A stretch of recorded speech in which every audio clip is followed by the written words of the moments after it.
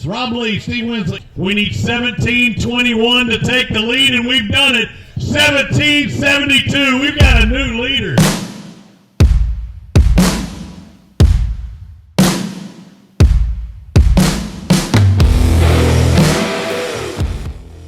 All right, we've just finished up the very first stop of the Alabama Bass Trail South Division here on beautiful Lake Logan Martin. Here we are for your winners tackle box, and we are here with the winners, Rob Lee and Steve Winslett. Guys, we are so excited you won today. I know you are probably a little more pumped than we are for first event of the year, first place. Got to be big, guys, right? Yes, it's real good to get started in this trail with the caliber of fishermen that they have to get a good start. Absolutely. We're truly blessed.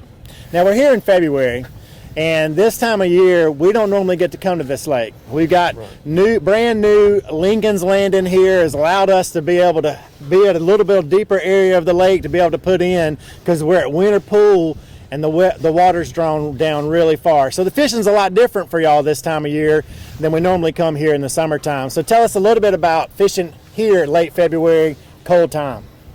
Yeah, there's a lot of current right now, and the bait was basically pushed up in some pockets on the south end of the lake to get out of the current, and a lot of the big fish just followed them in.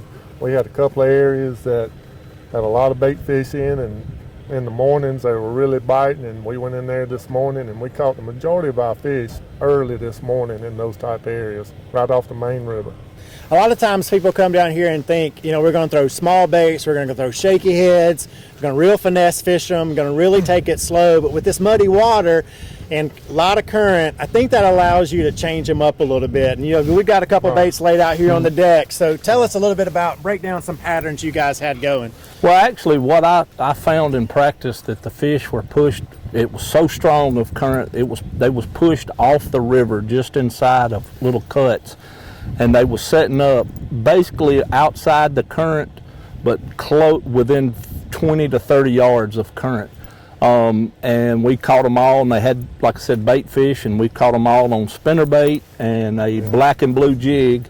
And like I said, first thing in the morning they was real active. They hit spinnerbait. Later in the day we had to kind of slow down and pitch a jig. But in these conditions right now with the muddy water, the current that's here on Logan Martin, we had to go with power baits and bigger baits because the finesse stuff, they just couldn't see it. And plus you can't fish it effectively because, I mean, they wanted it a certain way.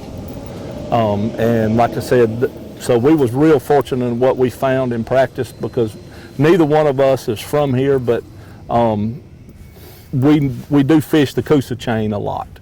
Just hold this spinnerbait up here. You show these folks at home, you got a color blade here, willow leafish type of blade, and that's more of a Colorado. Both of those blades are colored. Correct. Why?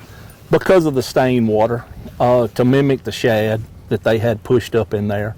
If you'll look at the shad this time of the year in real muddy water, they got a real white hue to them, and with the cloudy overcast conditions, that just, it made the profile fit today, and that's what we, you know, followed the bait fish with. And we also, I mean, we can continue going down this bait here. You've got orange in it, because this time of year we always think orange. Well, then you need something bright for them fish to hone in on, because they feed on a little bit of sight in this muddy water, but a lot of lateral lines.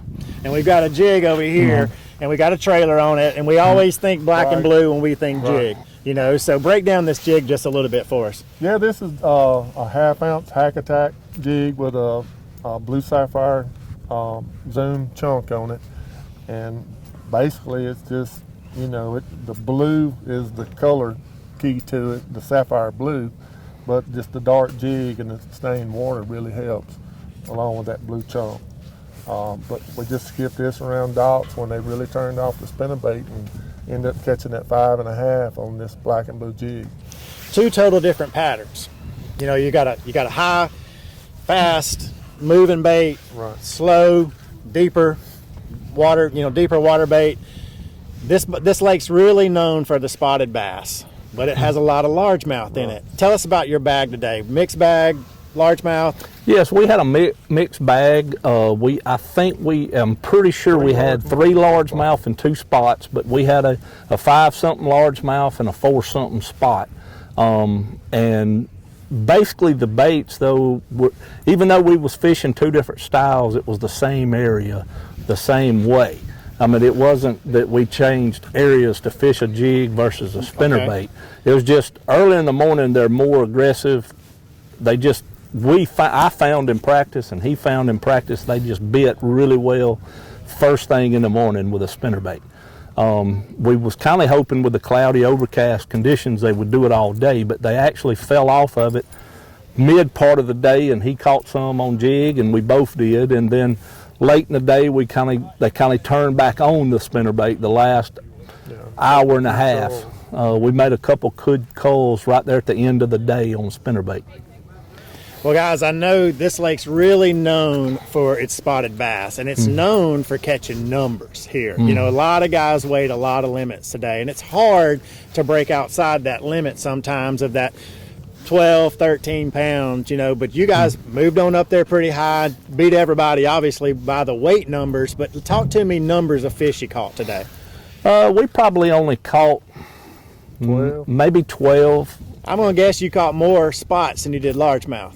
We probably caught more largemouth than we did spots. Did you go targeting largemouth, though? No. Really? I mean, it was just...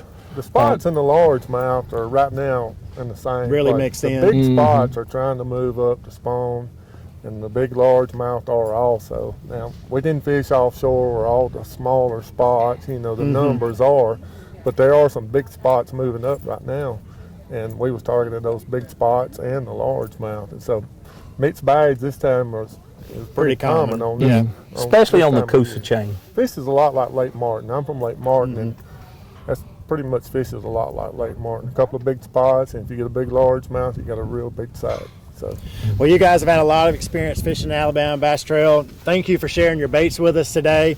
Wish you guys good luck throughout the rest of the year. Hope you can make that classic again, make that team championship maybe. So I know y'all got a lot of good goals, and you got it set right to start with. You finished at the top today. So wasn't a tough day, but you know, for y'all, but for some others it was a little bit tougher, you know, but you guys able to pull it out, and congratulations on a great day. Thank you, and we appreciate Academy for sponsoring this trail. This here is your Academy Sports and Outdoors Winner's Tackle Box. You can go to your local Academy Sports to pick up these baits and more on your next fishing outing.